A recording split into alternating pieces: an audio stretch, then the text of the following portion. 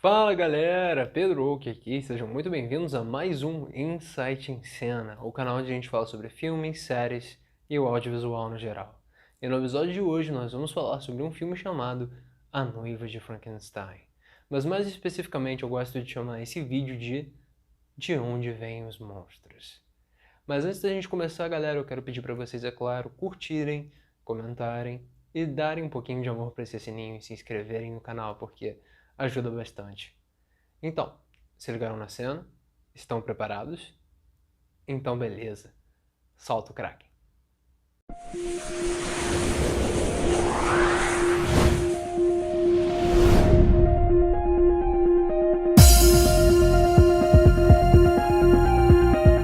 De onde vêm os monstros? Temos vários em diversas culturas e lendas. O mais interessante para mim são as origens desses monstros.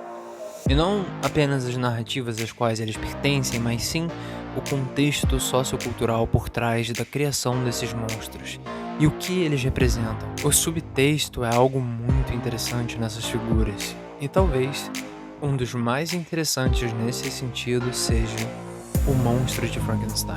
A gente podia analisar a adaptação da década de 1930 da história, a mais clássica e referenciada adaptação de todos os tempos do Frankenstein, que é o clássico da Universal. Mas, como eu disse, o subtexto é o que mais me interessa, e talvez isso faça da sequência a melhor opção para nós analisarmos. Então, pessoal, o que rolou é que eu acabei vendo ambos os filmes do Frankenstein, o Frankenstein original de 1930 e a sua sequência, A Noiva de Frankenstein, ambos dirigidos pelo diretor James Whale. E eu achei as obras, na verdade, até certo ponto, muito complementares.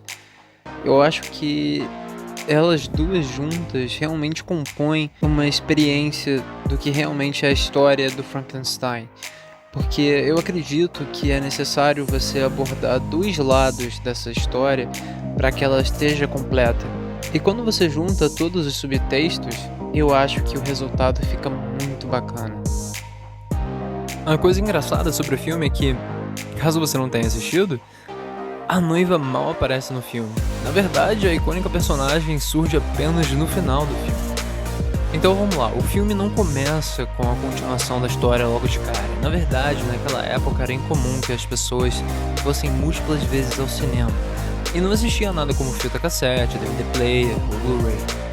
Então, era muito provável que o público geral não se lembrasse exatamente dos eventos que rolaram na tela no último filme. Era necessário uma recapitulação, como as que ocorrem antes de um episódio de uma série, quando elas dão aquelas pausas longas e às vezes o público fica, pô, eu não lembro direito mais como acabou a última temporada. Basicamente isso, só que uma versão cinematográfica. Então vamos dar uma recapitulada. Genebra, Suíça.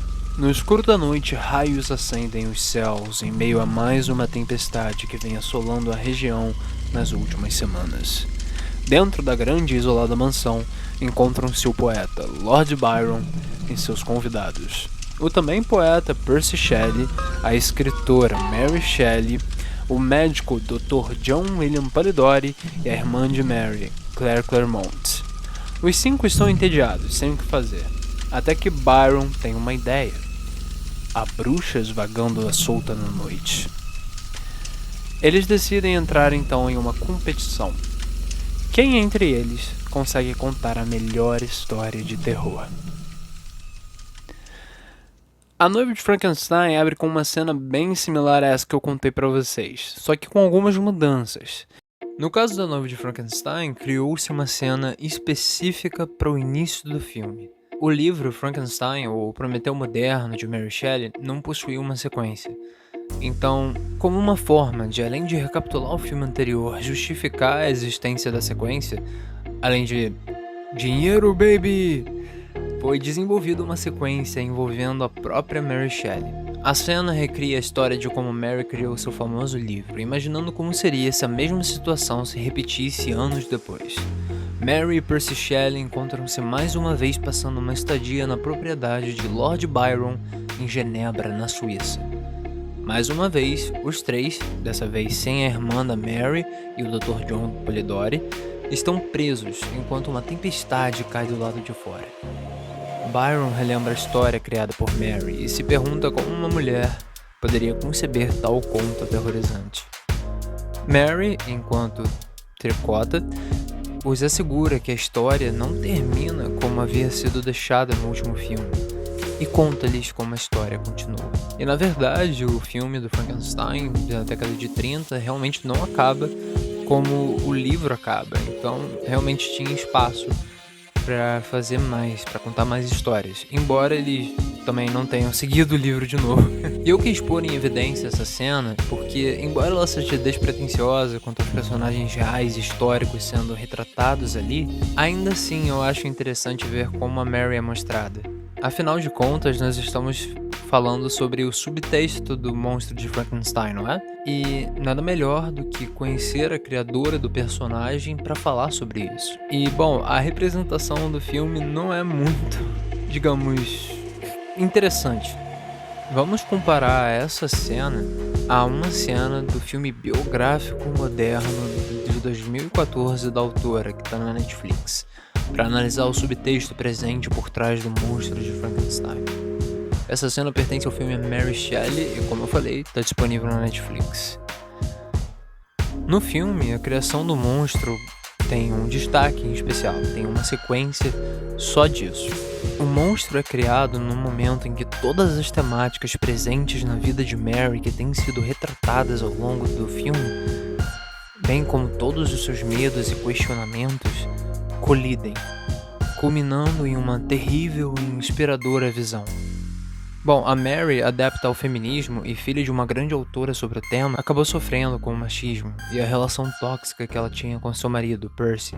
Mary descreve o quanto está horrorizada com os homens à sua volta. Homens que usam e descartam, entregues a uma ambição egoísta própria sem nunca respeitar seus pares. E além disso, havia toda a ansiedade que ela sofrera durante sua gravidez e os temores que ela possuía em trazer uma vida a esse mundo. No filme, nós vemos como a irresponsabilidade da vida boêmia de Percy pode ter levado à morte da filha do casal.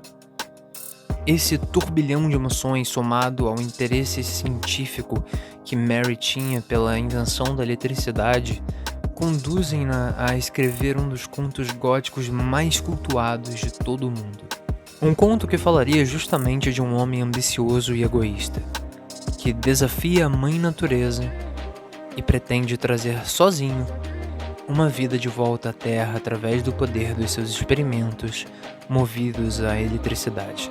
Principalmente é uma história sobre um criador que depois não se preocupa com as consequências do seu ato desafiador e, por fim, rejeita aquilo que ele mesmo criou. Não é difícil ver os paralelos com a história real da vida de Mary, e como seu marido Percy pode ter inspirado diretamente a criação de Victor Frankenstein.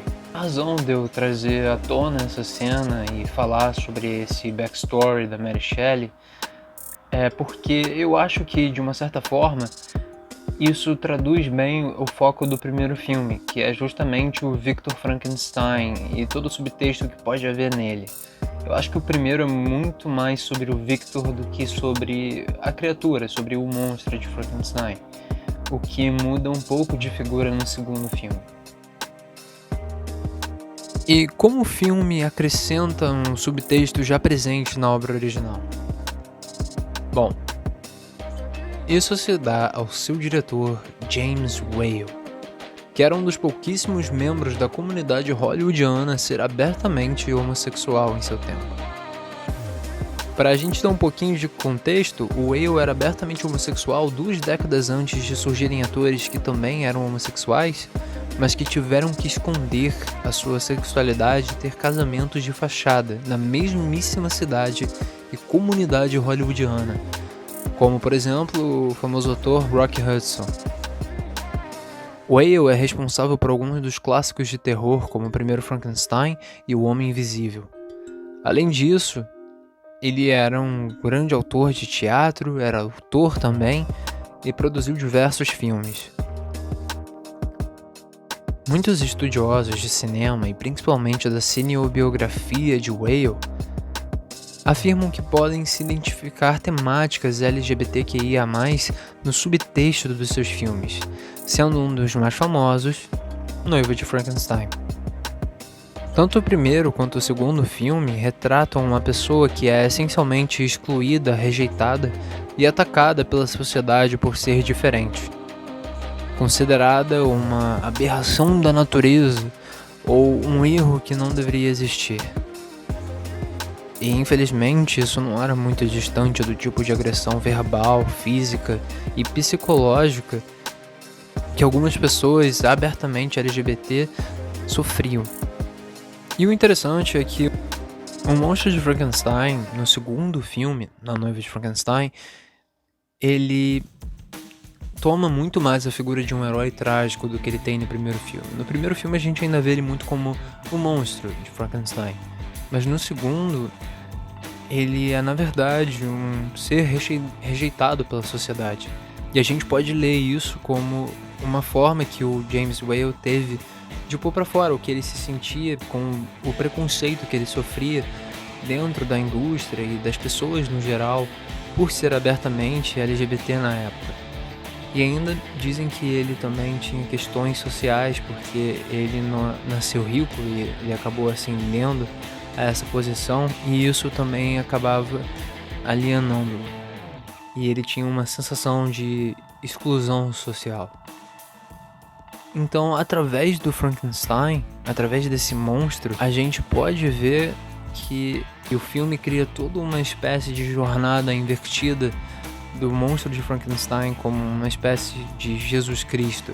Ele é até erguido em uma semicruz e ateado pedras. Mas na verdade ele representa tudo que é esse medo do diferente e todos os rejeitados pela sociedade e pelo status quo.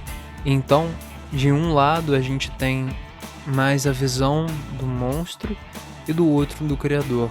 E eu acho que esses dois subtextos são complementares e interessantes para criar a história e representar fielmente o que é o livro da Mary, que é justamente a história de ambos, esse criador e essa criatura. Um criador irresponsável e inconsequente, desafiador da mãe natureza, contra um monstro anti-heróico que sofre pela rejeição que os humanos e a sociedade têm contra ele.